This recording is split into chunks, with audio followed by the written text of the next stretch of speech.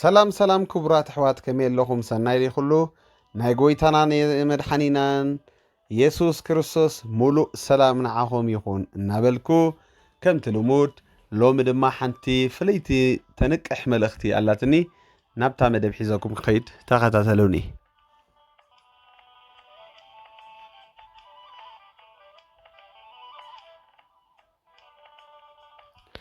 ኣሕዋተይ ብዙሕ ሰብ ድንገርግር ትብሎ ነገር ኣላ ሓንቲ ንዓ ኸነፅራ የመፅእ ኣለኹ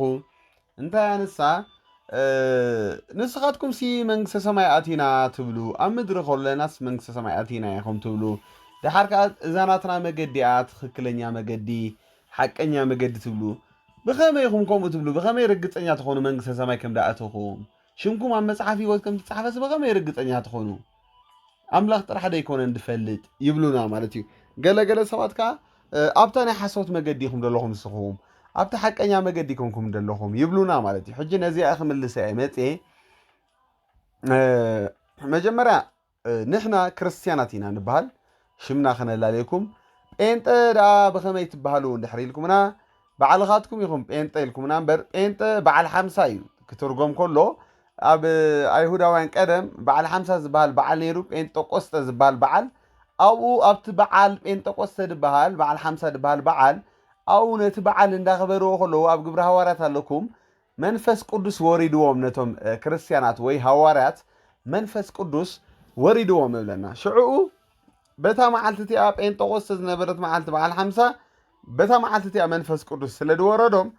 ንሳቶም ክርስትያን ይሽሞም ግን ሰብ ጴንጠ ክብሎም ጀሚሩ ማለት እዩ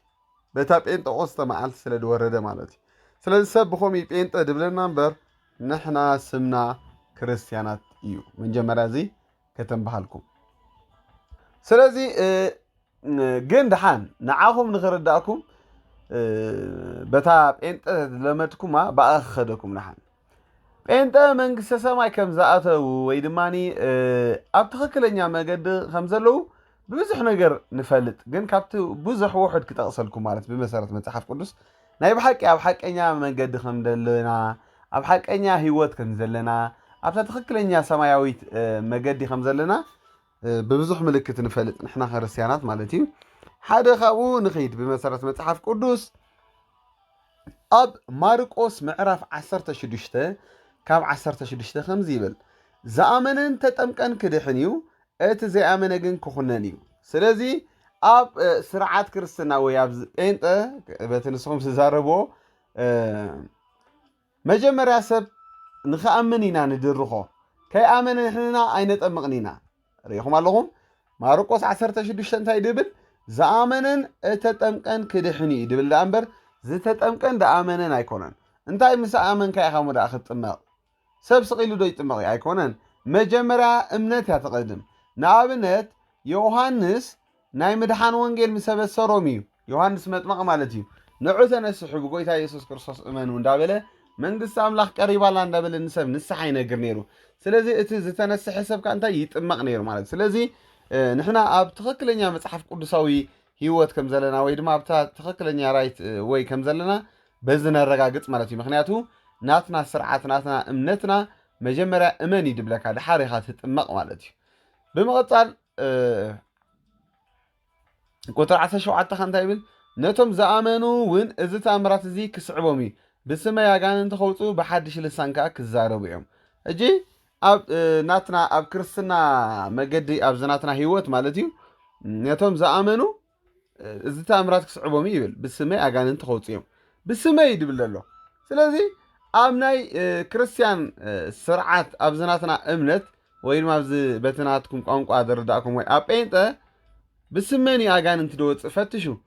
ብስም መላእኽቲ ኣይነውፅእን ኢና ብስም ሰማዕታት ኣይነውፅእን ኢና ብስም ቅዱሳን ኣይነውፅእን ኢና ብስም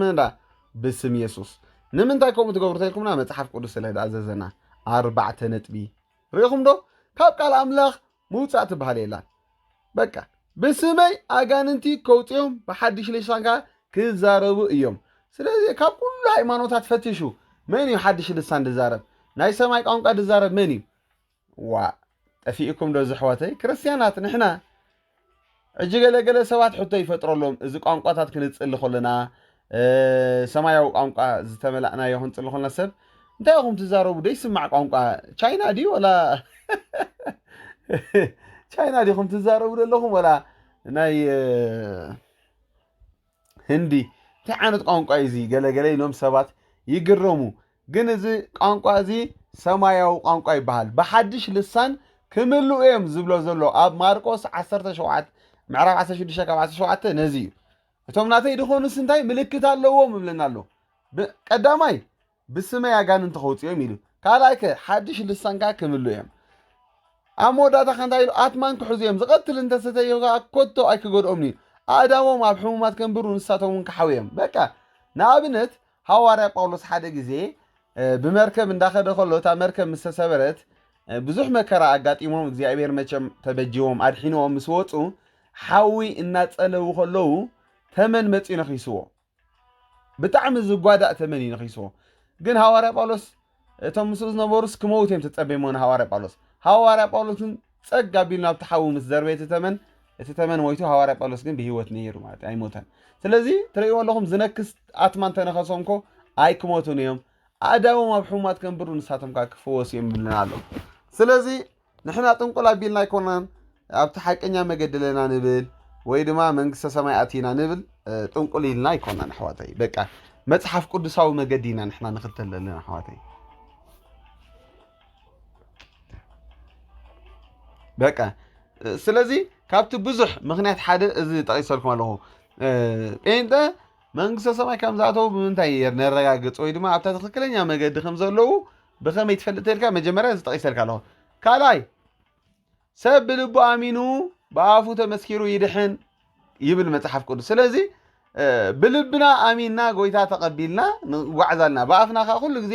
ንምስክር ኣለና እስከ ፈትሹ ኩሉ ሃይማኖታት ፈትሹ ኣሕዋተይ ኢየሱስ ክርስቶስ መድሓኒ ከም ዝኾነ ዳግም ተመሊሱ ክወስደና ከም ዝኾነ ብጀይክኡ መድሓን ከም ዘየለ ስግደት ኣምልኾ ኩሉ ንዕኡ ከም ዝግባእ እታ መፍትሕ ምስኡ ከም ዘላ ብዛዕባ ዝዛረብ እምነት መን እዩ ንሕና ኢና ካልእ ከይሓዋወስና ከይለቃቐምና ብዛዕባ ኢየሱስ መድሓን ጥራይ ዝዛረቡ መን እዮም ተልካ ክርስትያናት በቃ ሰዓብቲ ኢየሱስ ንሕና ኢና ጀማሪ እምነትና ደምዳሚያ ኢየሱስ እዩ ንኻልኦት ነኽብር ኢና ግን እቲ ስግደት እቲ ኣምልኾ እቲ ምስጋና እቲ ኩሉ ዝግብኦ ግን ሓደ ኣምላኽ ኢልና ንኽተል ዘለና እምነት ንሕና ኢና ካልእ ከመረጋገፅ እንታይ ኣለኩም ንስኻትኩም ኣብ ትኽክለኛ መገዲ ኣለኹም ተኢልካ መፅሓፍ ቅዱሳዊ ወንጌል ማቴዎስ 5 ከምዚ ይብለና ስለ ስመይ ኩሉ ሰብ እንታይ ገብረኩም እዩ ክፀርፈኩም እዩ ክፀልኣኩም እዩ ከሳድደኩም እዩ ይብለና ኣብ ግብሪ ሃዋርያት ከዓ ሃዋርያ ጳውሎስ ከዓኒ መናፍቃን ይብልዎ ነይሮም ሃዋርያ ጳውሎስ ሰዓቢ ኢየሱስ ክርስቶስ እዩ ነይሩ ስለዚ ኣብዚ ዘመን እዚ መን እዩ መናፍቅ ዝበሃል ዘሎ እቲ ሰዓቢ ኢየሱስ መን እዩ መናፍቅ ዘሎ እቲ ኢየሱስ ዝብል እውን መዓልቲ መን እዩ መናፍቅ ዝበሃል ዘሎ ብዘመን እዚ እቲ ጓይላ ዳንኬራ ገዲፉ ንጎይታ ኢየሱስ ክርስቶስ ዝዝምር ዘሎ እሱ እዩ ሓቂ ስለዚ ኣብ ሓቀኛ መገዲ ለና ማለት እዩ ስለ ስመይ ክትእሰሩ ኢኹም ካ ይብል ስለ ስመይ መከራ ከወርደኩም ክትግፍዑ ሎሚ መን እዩ ኣብዚ ዘመን እዚ ዝእሰር ዘሎ ምእንቲ ወንጌል ንፈትሽ ኣብ ኤርትራ ዝእሰሩ ዘለዉ መን እዮም ኦርቶዶክስ ድዮም ሙስሊም ድዮም ካልኦት ድዮም ኣይኮነን መን እዩ ዝእሰር ዘሎ ክርስትያናት ሰዓብቲ ኢየሱስ ክርስቶስ እንታይ ጌርኩም ተተባልካ ንጎይታ ስለ ደምልኽካ ንጎይታ ኢየሱስ ክርስቶስ ስለ ዝፀዋዕካ ሓቢርካ ስለ ደምልኽካ ንጎይታ ወንጌል ስለ ዝሰበኽካ መከራ ይመፀና ኣሎ ስለዚ ክርስትያናት ኣብ ሓቀኛ መገዲ ከም ዘለና በዚ ነገር እዚ ክንፈልጥ ንኽእል ደስ ይበልና ደስ ይበልኩም ማለት ኣብ ግብሪ ሃዋርያት ምዕራፍ 10 ተርእይናኮ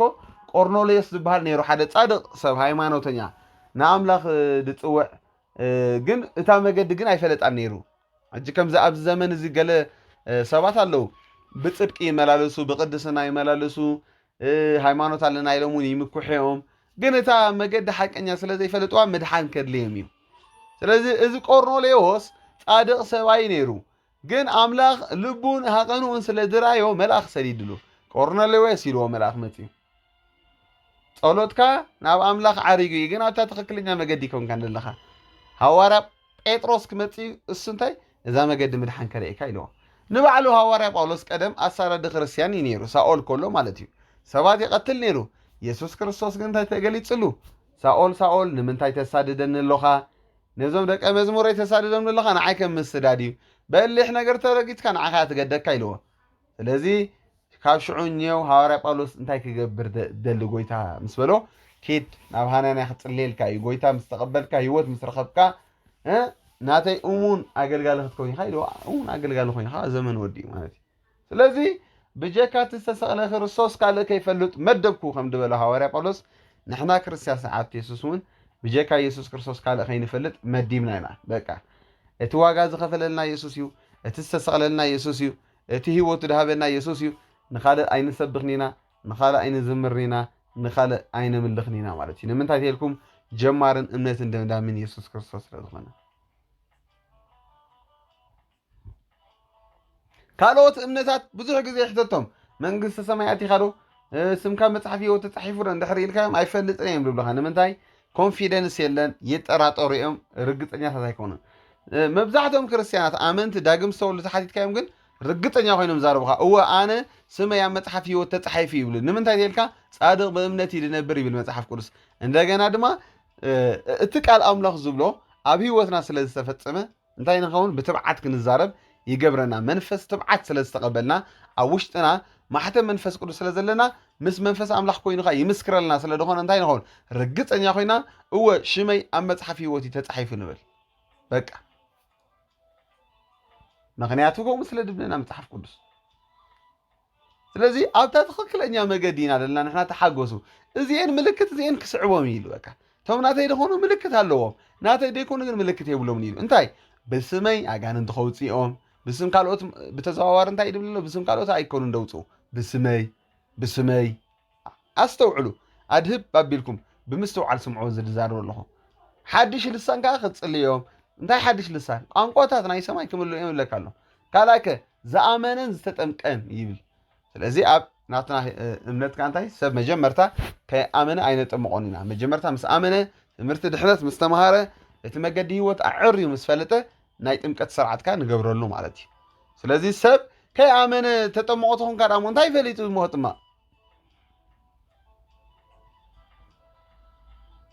መጀመርያ ሰብ ክፈልጥ ኣለዎ መጀመርያ እንታይ ምድሓኑ ከረጋግፅ ኣለዎ እቲ ህይወት ምስ ፈለጠ ኢኻ ተጠምቆ ናይ ጥምቀት ስርዓት ተግብረሉ ማለት እዩ ዮሃንስ መጥመቕ መጀመርያ ሰው ኢሉ እዩ ኣጠሚቕዎም ኣይኮነን ናይ ንስሓ ስብከት እንዳሰበኸ ይመፅእ ንዑ ተነስሑ ንዑ ናብ ህይወት ምፁ እንዳበለ ሽዑ እቶም ዝኣመኑ ከዓ እንዳተጠመቑ ኾድ ነይሮም ዘይተጠመቑ ከዓ ነይሮም ከዮም ይኣብይዎ ነይሮም ሪጀክት ይገብሮ ነይሮም ስለዚ ንሕና ክርስቲያናት ደስ ይበለና ኣብታ ትኽክለኛ መገዲ ኢና ዘለና ከምታ መፅሓፍ ቅዱስ ዝብለና ስለ ንገብር ዘለና ሙሉእ ኮንፊደንስ ኣለና ማለት እዩ መገድን ሓቅን ህይወትን ኣነ ይብል ጎይታ ኢየሱስ ክርስቶስ እንታይ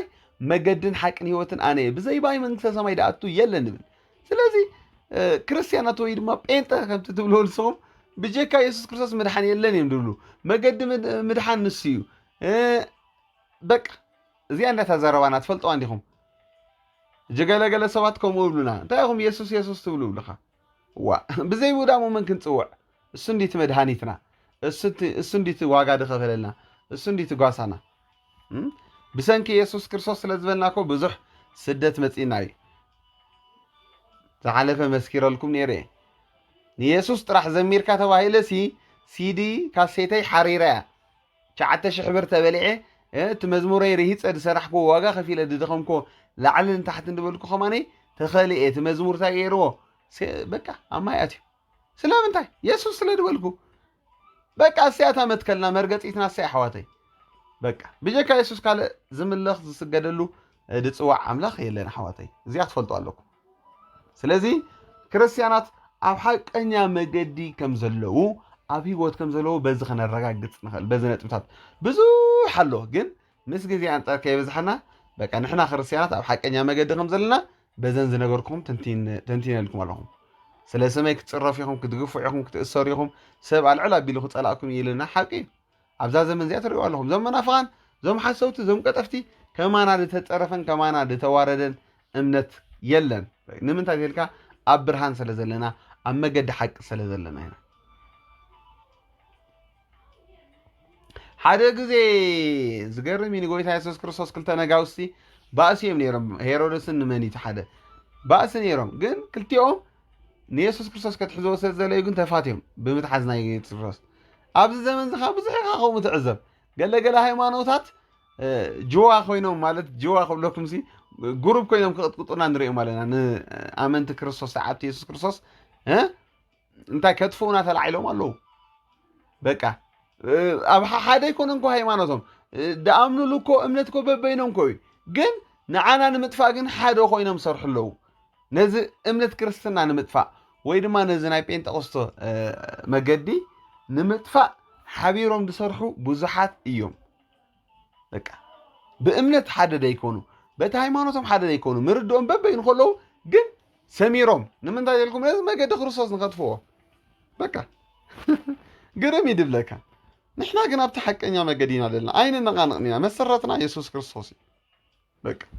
ተደሊኹም መናፍቃን በሉና ተደሊኹም ጴንጠ በሉና ድሌትኩም በሉና ንሕና ግን ዘይትልወጥ ስማላትና ክርስቲያን ንበሃል ሰዓብቲ ኢየሱስ ክርስቶስ ንሕና በቃ መርገፂትና እዚኣ ስኻትኩም ኢኹም መናፍቃን ጴንጠ ትብሉና እምበር ንሕና ክርስቲያን ኢና ንበሃል ኣብ ኣንጾኪያ ከዓ እቶም ሃዋርያት ክርስቲያን ተባሃሉ ይብለና መጽሓፍ ቅዱስ ስለዚ ኮንፊደንስ ጌርና ንሕና ስምና ኣብ መጽሓፍ ህይወት ተጻሒፉ እዩ መንግስቲ ኣምላኽ ኣቲና ኢና ኣብ የማን ኣምላኽ ኢና ዘለና ኢልና ንዛረብ ጥንቁል ኣቢልና ኣይኮናን መጽሓፍ ቅዱስ ስለ ዝብለና እዩ ንኺድ ካብ ቃል ኣምላኽ ከምፀልኩም ኩሉ ነገር ብቓል ኣምላኽ እንድሕር ጌርካዮ ንሰብ ይረትዕ እዩ ሰብ እውን ምንም ፋሕተርትር ክብል ኣይከኒ ምክንያቱ ቃል ኣምላኽ እዩ ንኣብነት መጽሓፍ ቅዱስ ኣብ ቆሎሴ ምዕራፍ 3 ካብ ሓደ እንታይ ይብል ደጊ ምስ ክርስቶስ ተንሲኹም እንተኾንኩም ሲ ነቲ ክርስቶስ ኣብ የማን ኣምላኽ ተቐሚጡ ዘሎ ነቲ ኣብ ላዕሊ ዘሎ ድለዩ ሞዊትኩም ኢኹም እታ ህይወትኩም ድማ ምስ ክርስቶስ ኣብ ኣምላኽ ተሰዊራላ እሞ ኣብ ላዕሊ ዘሎ ሕሰቡ ኣብ ምድሪ ዘሎ ኣይኮነን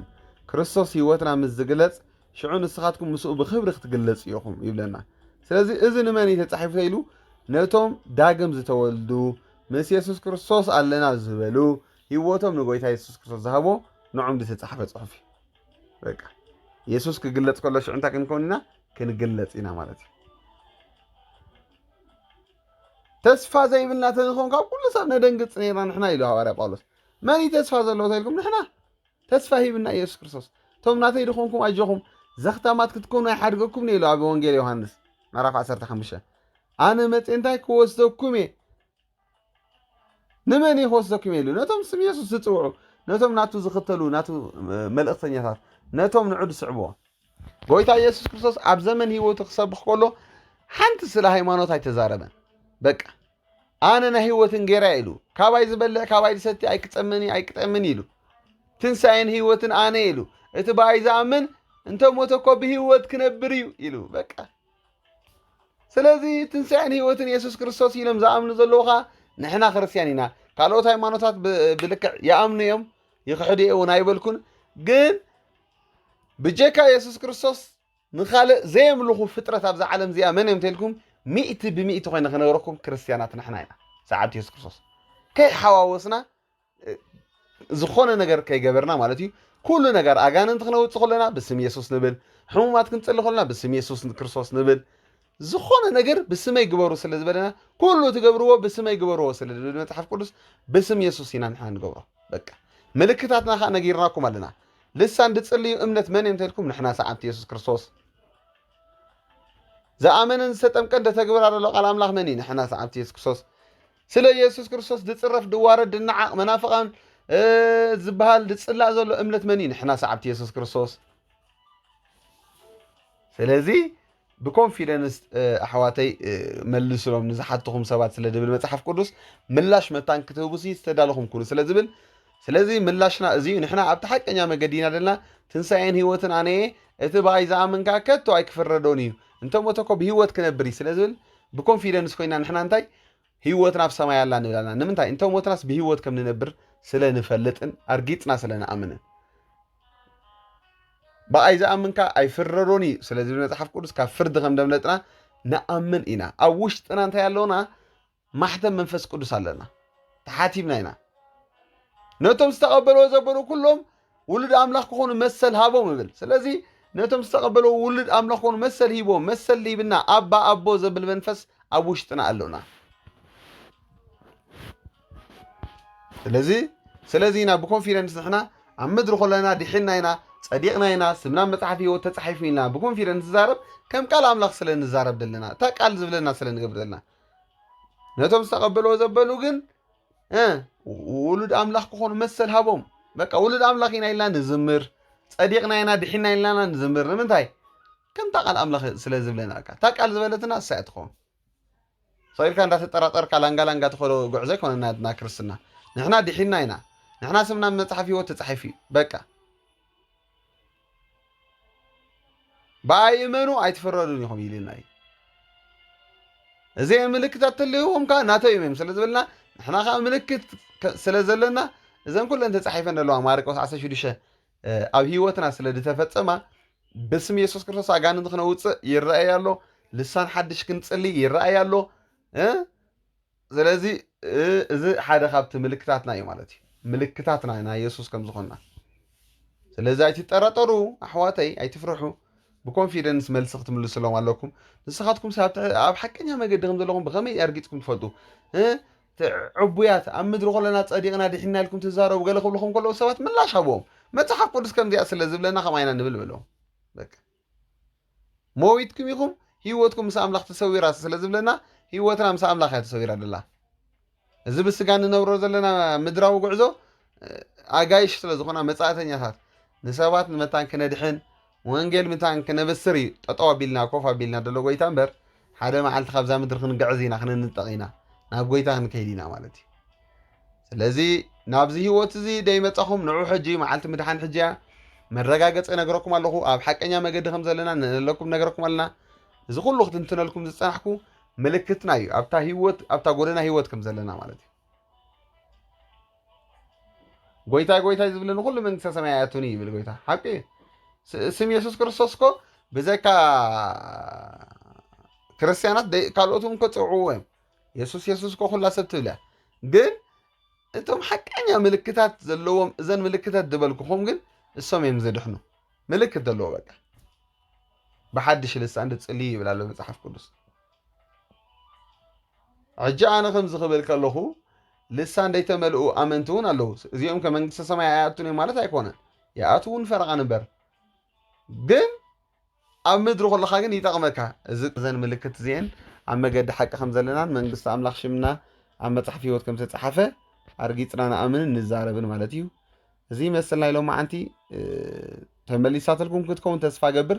ብኸመይኻ ጸዲቐ ድሒነ ኢልካ ትዛረብ ደለኻ ብኸመይኻ ኣብ ትኽክለኛ መገዲ ደለኹ ኢልካ ትዛረብ እስከ ኣምፅእ መረጋገፂ ገለ ኢልኩም ንሞ ንህለኩም ዝኽንብበልኩም ፀናሕኩ ኩሉ መረጋገፂ ይበቃ ኣብቲ ሓቀኛ መገዲ ከም ዘለና ድሒና ከም ዘለና ዘን ኩለን ተር ከም ዓተር ገይረ ዘን መልእኽቲ ኣምፂልኩም ኣለኹ ብቋንቋታት ንጽሊ ምልክትና እዩ ብስም ኢየሱስ ጥራሕ ነውፅእ እምነት ንሕና ኢና ካልእ ኣስማት ከይሓወስና ማለት እዩ ዝኣመነ ሰጠምቀን ናተይ ምልክት ኢልና ኣብ እምነት ረኻ መጀመርታ ተኣምን ድሓር ትጥመቕ ማለት እዩ ስለዚ ዝርግርግ ህይወትካ ንጎይታ ተጥዒምካዮ ግን ኣቤት ኣቤት ኣቤት እንተ ደኸምካ እንተወደቕካ ኮ መሊስካ ኢኻ ትምለስ ናብ ቦታኻ ንምንታይ ንጎይታ ጥዒሙ ከም ድለይቱ ድመላለስ ሰብ ከቢድ ኢየሱስ ጥዑም እዩ ድጣዓም ኣምላኽ እዩ ጣዓምዎ ንብለኩም ኣለና ፕሊስ ጎይታ ድጣዓም ኣምላኽ እዩ ሃይማኖት ኣይኮነን ኢየሱስ ህይወት ኢየሱስ ኣሕዋተይ ኢየሱስ ህይወት እዩ ኢየሱስ ድጣዓም እዩ ኢየሱስ ድጣዓመ ሰብ ከዓ ዘመኑ ሙሉእ ኢየሱስ ኢየሱስ ክብል ይነብር እንዳተጸረፈ መከራ እንዳወረዶ ሰባት እንዳናዕቆዎ ሰባት ስሙ እንዳጸለመዎ ኢየሱስ እንዳበለ ይነብር ንምንታይ እቲ ዝጣዓሞ ፍቕሪ ስቕ ከብሎ ኣይክእልኒ በቃ ስለዚ እዚኣ ትመስልና ኢሎም ኣንቲ ከይነውሓኩም ግን ከይስልችወኩም ድማ ሼር ግበርዎ ኩሉ ሰብ መታን ክፈልጥ እግዚኣብሔር ኣምላኽ ይባርኽኩም